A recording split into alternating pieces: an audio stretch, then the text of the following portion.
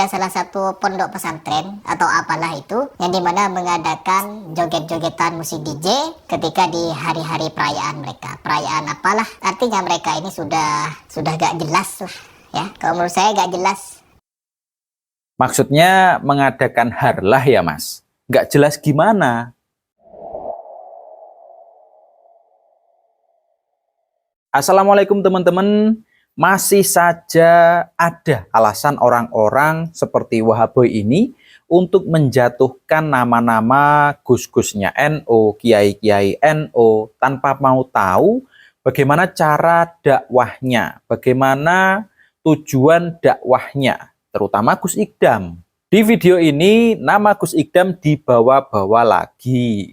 Apa belum kapok? Kemarin klarifikasi. Apa belum kapok? Kemarin ini dipanggil oleh santri-santri. Apa belum kapok Mas? Kemarin sempat ditowel kepalanya. Coba kita simak dulu bagaimana orang ini menjatuhkan nama Gus Ikdam. Disuruh apa?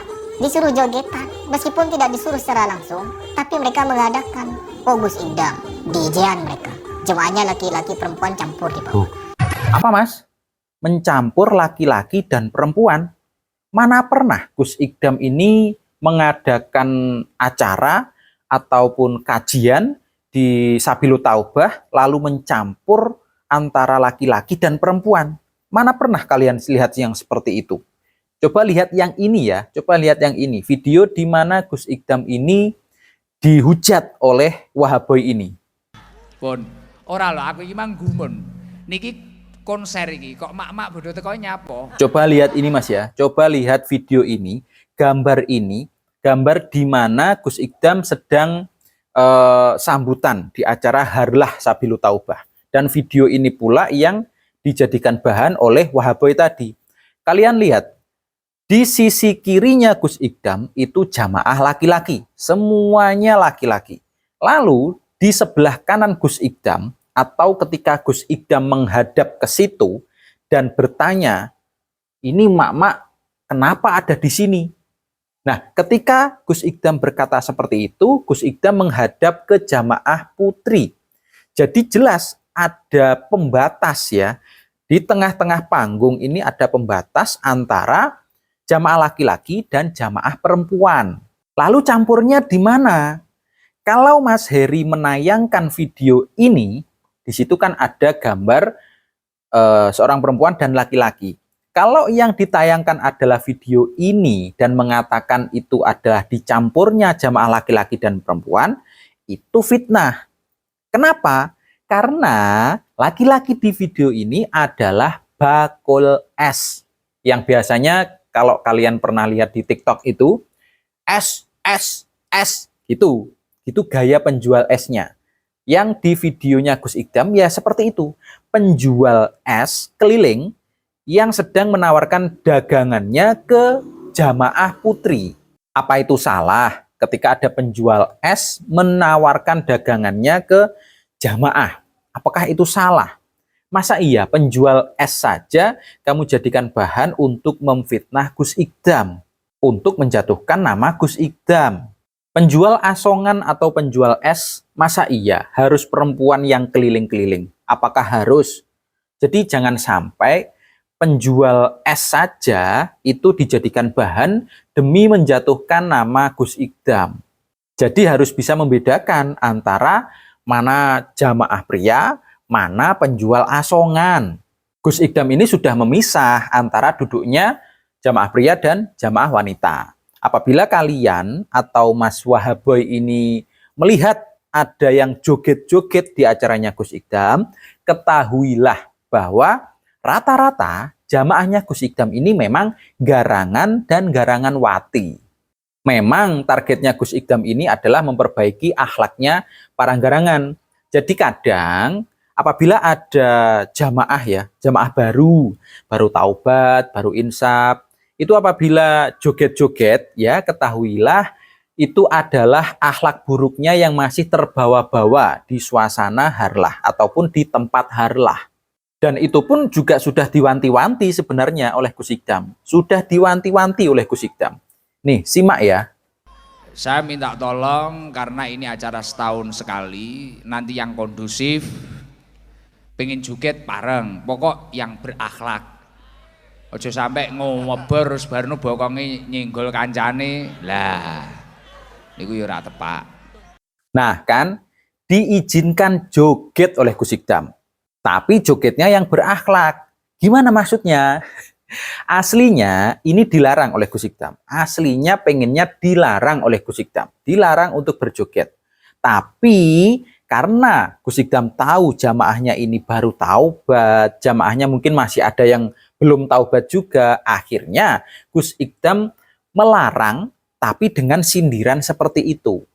Ya, inilah cara Gus Ikdam untuk memperbaiki akhlaknya orang-orang.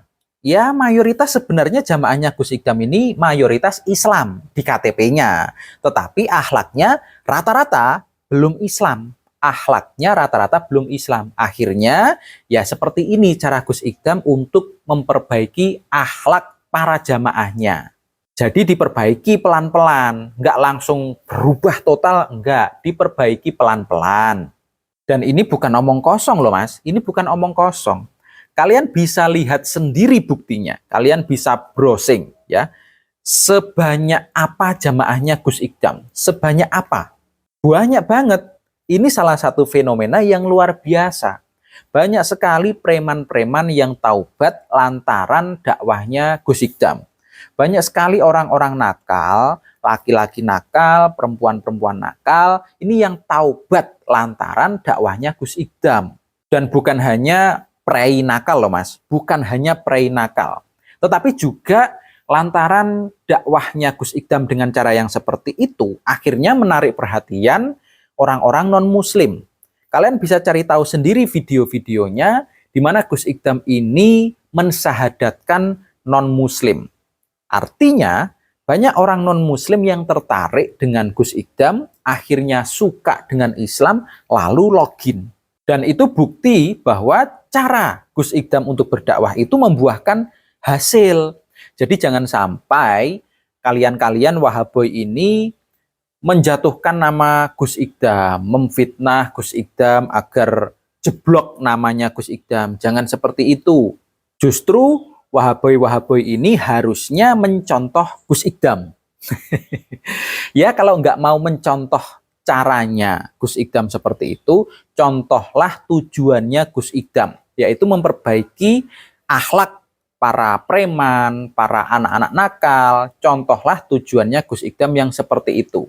Jadi buatlah diri kalian ini contoh ya, kalian berperilaku baik, jadi menjadi contoh yang baik agar orang-orang nakal ini bisa tertarik dengan Islam ya. Bisa taubat lah ya, minimal akhlak buruknya dikurangi, minimal seperti itu. Ataupun mungkin juga kalian berperilaku sebagai contoh yang baik agar orang-orang non-muslim ini tahu bahwa orang Islam itu baik, akhirnya mereka ikut login. Jadi harusnya begitu. Jangan malah kalian ini menjatuhkan nama Gus ya, menjatuhkan nama Kiai yang sedang berproses untuk memperbaiki akhlak-akhlaknya preman atau anak-anak nakal ini. Soalnya kalau nama Gus Ikdam ini dijatuhkan, itu bisa berbahaya ya. Orang-orang seperti Gus Ikdam ini kalau nama baiknya dijatuhkan, ini malah bisa bahaya. Bayangkan kalau sampai preman-preman ini beranak pinak, ya kan? Preman-preman ini atau orang-orang nakal ini berkembang biak, bisa rusak loh agama ini, bisa rusak negara ini. Contoh sederhana ya, contoh sederhana itu kemarin ketika si Hari ini diundang oleh santri-santri untuk klarifikasi, ini contoh ya, andaikan orang-orang di situ semuanya masih preman, akhlaknya masih buruk, bisa habis itu si Hari, yakin. Karena apa? Karena akhlaknya masih buruk semua. Yakin nggak hanya ditowel, pasti sudah habis di situ, dipongor lah dan lain-lain. Tapi karena orang-orang di situ itu dekat dengan kiai, dekat dengan Gus, akhirnya akhlaknya nggak seburuk apa yang kita bayangkan.